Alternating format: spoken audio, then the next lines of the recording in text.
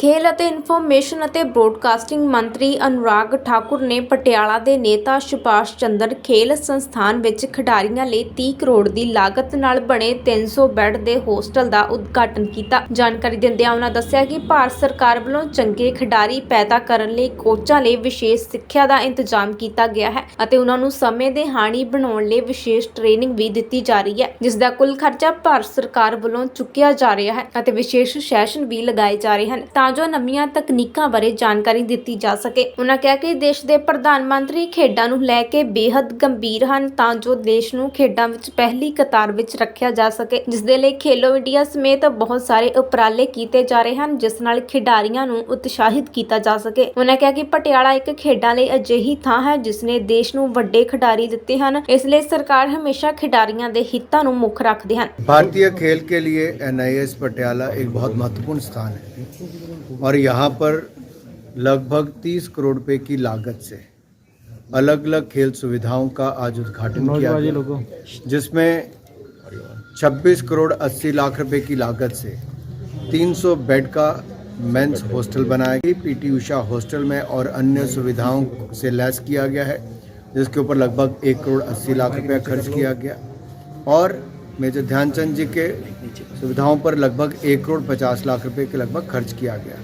कुल 30 करोड़ रुपए से ज़्यादा की सुविधाएं खेल और खिलाड़ियों के लिए माननीय प्रधानमंत्री नरेंद्र मोदी जी की सरकार के द्वारा खर्च किया गया और मोदी जी सदा ये चाहते हैं कि खिलाड़ियों को सुविधाएं भी मिले, इसलिए बहुत सारी योजनाएं, टॉप जैसी योजना जहां खिलाड़ी का रहने का, भोजन का, ट्रेनिंग का, देश और विदेश का खर्चा भारत सरकार वहन करती है। 6 लाख रुपया जेब खर्च भी देती है सालाना। इसके अलावा 2843 से ज़्यादा खिलाड़ियों को खेलो इंडिया अकेडमीज़ में रखा गया है, जहां एक खिलाड़ी के ऊपर 6,28,000 रुपया सालाना खर्च आता है। जेब खर्च 1,20,000 रुपये उसको सालाना अलग से दिया जाता है। देश भर में 23 NCOE और 29 साइट ट्रेनिंग सेंटर्स ऐसे बहुत सारे स्थानों पर खोले गए हैं, जिसमें हज़ारों खिलाड़ी देश भर में भाग ले रहे हैं। लेकिन इन सब के लिए कोचेस का प्रोग्राम हो या रिफ्रेशर कोर्स हो, कहीं पर होते हैं तो हमारे NIS पटियाला और इससे जुड़े हुए ऐसे संस्थानों पे होते हैं। तो NIS पटियाला एक बहुत महत्वपूर्ण स्थान भारतीय खेल में रखता है और आज मुझे प्रसन्नता है कि प्रधानमंत्री नरेंद्र मोदी जी के आशीर्वाद से यहाँ ये 30 करोड़ रुपए की और सुविधाएं यहाँ पर खिलाड़ियों को दी गई। मैं कुछ महीने पहले भी आपके पास आया था, तब भी हमने बड़े बड़े हॉल्स हों, उस सुविधाओं से लेकर खिलाड़ियों के लिए अच्छी डाइट। देखिए, आज से पहले भारत में कभी ऐसा नहीं था कि खिलाड़ियों के लिए शेफ़ रखे जाते थे, न्यूट्रिशन अच्छा हो, उसका ध्यान रखा जाए, डाइट में कहीं कमी ना आए।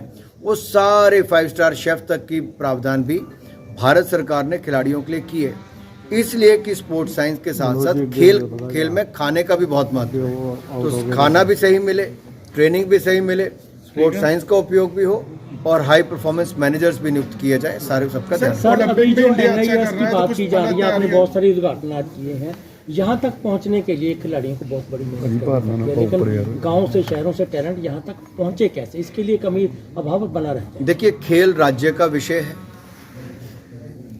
जहाँ राज्यों को अपनी भूमिका निभानी है, खेल संघों को निभानी है, वहाँ भारत सरकार ने उससे ज़्यादा बढ़ चढ़ कर अपनी भूमिका भी निभाई।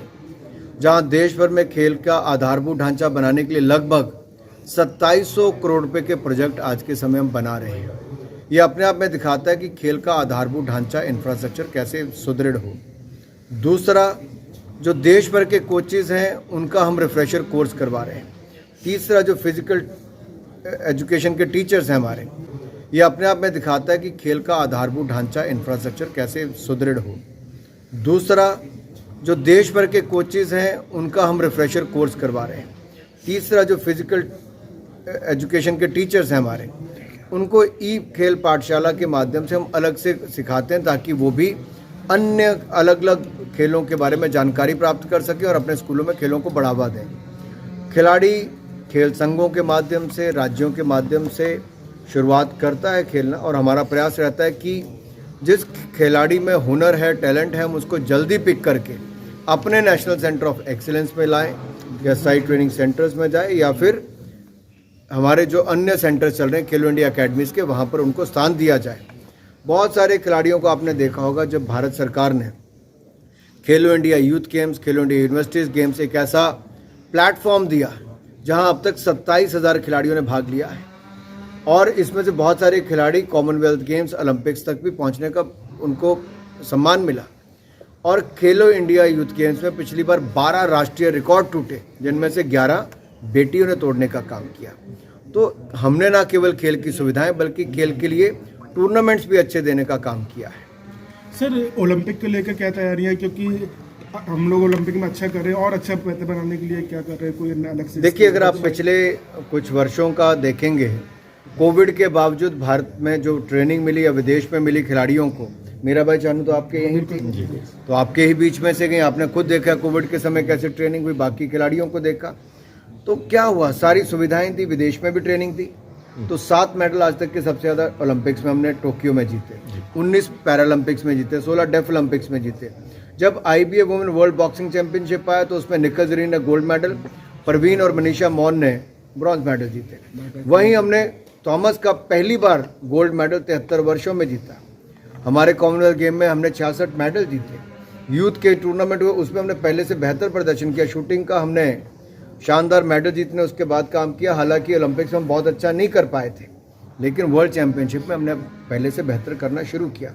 हम पेरिस ओलंपिक्स के लिए पूरी तरह से तैयारी कर रहे हैं। मिशन ओलंपिक कमेटी की मीटिंग हर महीने होती है, जहां पूर्व खिलाड़ी अधिकारियों के साथ मिलकर आज के खिलाड़ियों के लिए रणनीति तैयार करते हैं कि उनको क्या सुविधाएं मिले। हम अलग अलग फेडरेशन के लोगों से बात करते हैं, जो उनके प्लान बन के आते हैं वो लग देते हैं। एनुअल कैलेंडर फॉर ट्रेनिंग, उसके अंतर्गत लगभग 300 करोड़ रुपया अलग अलग खेल संघों को देते हैं ताकि वो अपने खिलाड़ियों को और प्रशिक्षण और टूर्नामेंट दे सकें, ताकि वो दुनिया भर में जाकर अच्छा कुछ मिलते हैं, प्राइज मिलते हैं। क्यों नहीं कि ग्रास रूट पे अगर काम किया जाए? देखिए, मेरा इतना लंबा समझाने के बाद भी अब मुझे बताना पड़ रहा है कि उसका रहना, खाना, उनकी ट्रेनिंग, ये सारा खर्चा भारत सरकार सहन करती है। इसके अलावा 6 लाख रुपया जेब खर्च साल का, यानी कि 50,000 रुपये महीना जेब खर्च अलग से देती है। ये वो खिलाड़ी हैं जिन्होंने मेडल नहीं जीता लेकिन हमारे टॉप स्कीम के अंतर्गत भी आते हैं। सर, कई और ऐसे ही मैंने आपको कहा जो अलग से खेलो इंडिया अकेडमीज में उनको भी 1,20,000 रुपया सालाना केवल जेब खर्च मिलता है। उनके ऊपर 6,28,000 रुपया एक खिलाड़ी के ऊपर प्रतिवर्ष अलग से खर्च होता है। पटियाला तो जितेंद्र कुमार की रिपोर्ट।